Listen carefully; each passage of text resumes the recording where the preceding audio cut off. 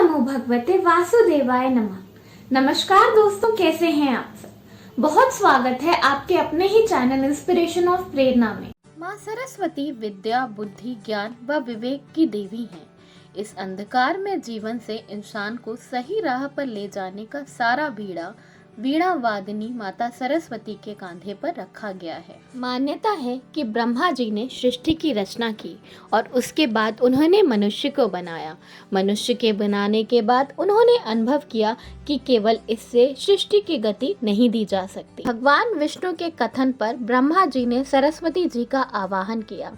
सरस्वती माता के प्रकट होने पर ब्रह्मा जी ने उन्हें अपनी वीणा से सृष्टि में स्वर डालने को कहा।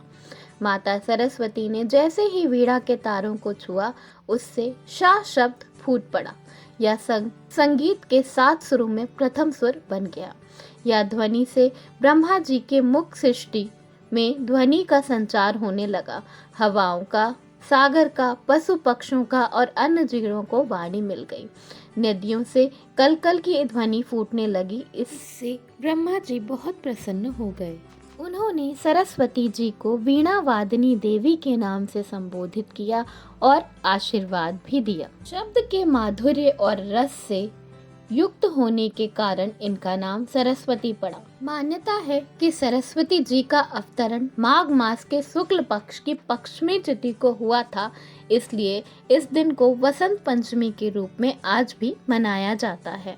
पुराणों में माता सरस्वती को कमल पर बैठा हुआ दिखाया जाता है। इससे हमें यह संदेश मिलता है कि जिस तरह कीचड़ में खिलता है कमल, लेकिन फिर भी कभी भी कीचड़ कमल को स्पर्श नहीं कर पाता, उसी तरह हमें चाहे कितने ही दूषित वातावरण में रहना पड़े, परंतु हमें खुद को इस तरह बनाकर रखना चाहिए कि बुराई हमें कभी न छू पाए, हमारे अंदर कभी प्रवेश न कर पाए। सनातन धर्म में माँ सरस्वती को वाणी की देवी कहा गया है। 24 घंटे में एक बार वह हर व्यक्ति की जुबान पर आती हैं। इस दौरान बोले गए कोई भी वाक्य अथवा शब्द सच हो जाते हैं, ऐसी मान्यता है। अक्सर घरों में बड़े बूढ़े बुजुर्गों से आपने कहते हुए सुना होगा कि किसी को भी बुरा मत बोलो, अपशब्द मत बोलो। कभी कभी जीभा पर माता सरस्वती विराजमान होती हैं और वो बात सच हो जाती है। जाने अनजाने बोली गई बात सच साबित हो जाती है। यह कोरी कल्पना नहीं है, बिल्कुल ही प्रमाणित है। ऐसी मान्यता हमारे शास्त्रों में बताई गई है। बारे में कभी ना तो बुरा बोलें और ना बुरा सोचें। माँ सरस्वती कब जीभा पर विराजमान हो जाएं, या किसी को पता नहीं होता। कई सारी मान्यताओं के अनुसार रात को 3:10 से लेकर 3:15 तक का समय सर्वोत्तम माना गया है। 5 मिनट के बीचों बीच बोली गई कोई भी बात अवश्य सच सिद्ध होगी।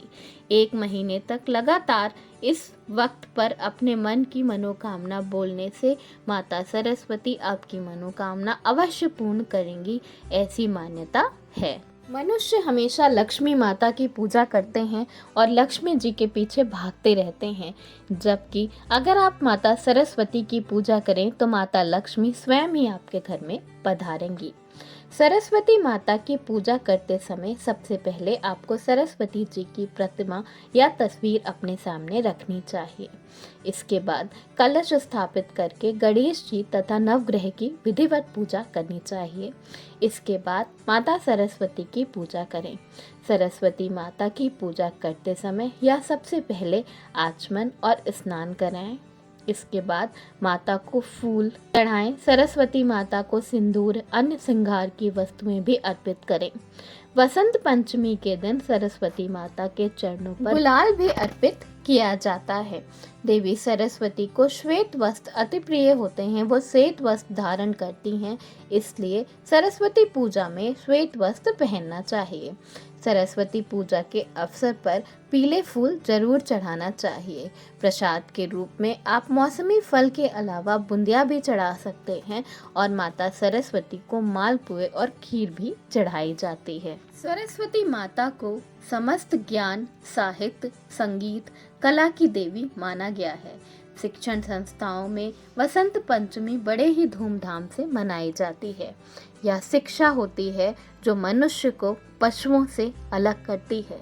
माता सरस्वती की पूजा करने से आपको ज्ञान की प्राप्ति होती है। जब आपको ज्ञान की प्राप्ति होती है तो आपकी ज़िंदगी से हर तरह के अंधकार का अंत हो जाता है और आपकी ज़िंदगी में उजाला ही उजाला होता है, तरक्की ही तरक्की होती है, आपकी किस्मत के दरवाजे खुल जाते हैं।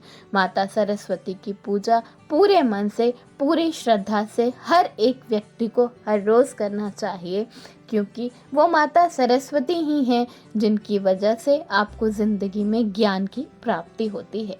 वीडियो पसंद आया हो तो लाइक ज़रूर करिएगा, दोस्तों में शेयर कर दीजिएगा। चैनल पे नए हैं तो चैनल को सब्सक्राइब ज़रूर कर लीजिएगा। धन्यवाद। राधे राधे।